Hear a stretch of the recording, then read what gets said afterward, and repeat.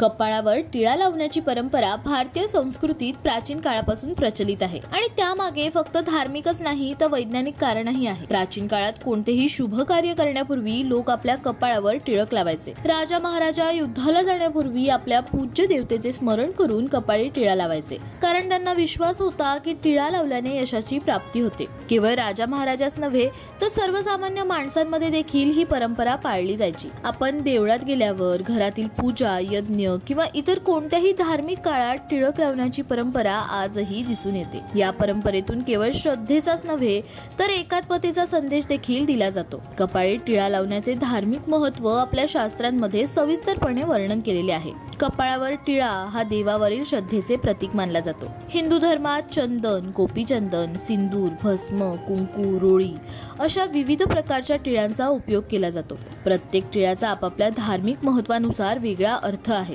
भस्म हा शिवभक्तीचा प्रतीक आहे, तर कुंकू देवीच्या उपासनेत वापरला जातो। उदाहरणार्थ चंदनाचा टिळा भगवान विष्णू आणि शंकराच्या उपासनेत वापरला जातो। भस्म हा शिवभक्तीचा प्रतीक आहे, तर कुंकू देवीच्या उपासनेत वापरला जातो। या टिळ्यांमधून देवाशी आपले नाते रूढ होते आणि सकारात्मक ऊर्जा प्राप्त होते। टिळा लावल्याने केवळ धार्मिक पूजाच नव्हे तर त्यातून एक सात्विकता आणि मानसिक शांती मिळते। टिळा हा आपल्या शरीरातील आज्ञाचक्र म्हणजेच कपाळाच्या मध्यभागी असलेल्या महत्त्वपूर्ण ऊर्जा केंद्रावर लावला जातो। हे चक्र शारीरिक आणि मानसिक संतुलन ठेवण्याचे काम करते। असे मानले जाते की जे लोक नियमितपणे कपाळावर टिळा लावतात त्यांचे मन शांत राहते, आत्मविश्वास वाढतो आणि प्रतिकूल परिस्थितीत देखील मन विचलित होत नाही। सात्विकता ही व्यक्तीच्या जीवनातील सर्व क्षेत्रात उन्नती करण्यास मदत करते। चंदन, हळद किंवा भस्म यासारखे नैसर्गिक घटकांमध्ये बॅक्टेरिया विरोधी आणि रोग प्रतिरोधक गुणधर्म आहेत, जे टिळकाच्या माध्यमातून शरीरात पोहोचतात। तसेच टिळा लावल्याने शरीरातील तापमान नियंत्रित राहते, मानसिक तणाव आणि डोकेदुखीपासूनही आपल्याला आराम मिळत असतो। धार्मिक ग्रंथांमध्ये असे म्हटले आहे की कपाळावर चंदनाचा टिळा लावल्याने पापांपासून मुक्ती मिळते। तसेच हळदीचा टिळा लावल्यास त्वचा तजेलदार राहते आणि शरीर निरोगी होते, कारण हळदीचे बॅक्टेरिया विरोधी गुणधर्म आहेत। याशिवाय कपाळावर योग्य प्रकारचा टिळा लावल्यास ग्रहदोषांचा नाश होतो आणि भाग्य बलवान होते। ग्रहदोषांपासून मुक्तता मिळवण्यासाठी दिवसानुसार विविध रंगाचे टिळे लावण्याची परंपरा आहे। सोमवारी पांढऱ्या चंदनाचा टिळा लावल्याने मन शांत राहते, तर मंगळवारी कुंकू लावल्याने सकारात्मक ऊर्जा मिळते। चंदनाचा टिळा हा थंडावा देणारा आहे। कपाळावर चंदन लावल्याने शरीरातील उष्णता कमी होते आणि मन शांत होते। विशेषतः योग साधनेमध्ये चंदनाच्या टिळ्याला खूप महत्त्व दिले गेले आहे, कारण यामुळे सुषुम्ना नाडी मोकळी होते, ज्यामुळे साधकाची साधना अधिक सशक्त होते।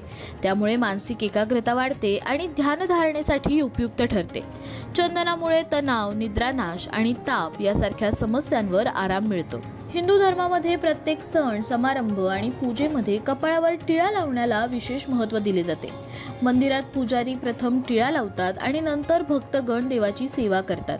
हा टिळा लावल्याने देवाशी आपले नाते अधिक दृढ होते आणि आपल्याला त्यांची कृपा प्राप्त होते असं मानलं जातं। कपाळावर टिळा लावण्याची परंपरा केवळ एक साधी प्रथा नसून ती आपल्या जीवनातील शारीरिक, मानसिक आणि आध्यात्मिक उन्नतीसाठी महत्त्वपूर्ण आहे।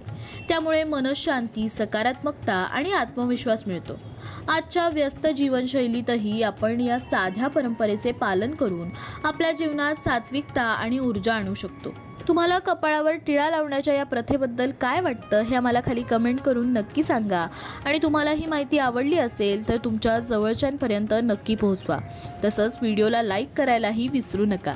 अशाच नवनवीन माहिती जाणून घेण्यासाठी आमच्या लोकमत भक्ती चॅनलला सबस्क्राईब करायला विसरू नका।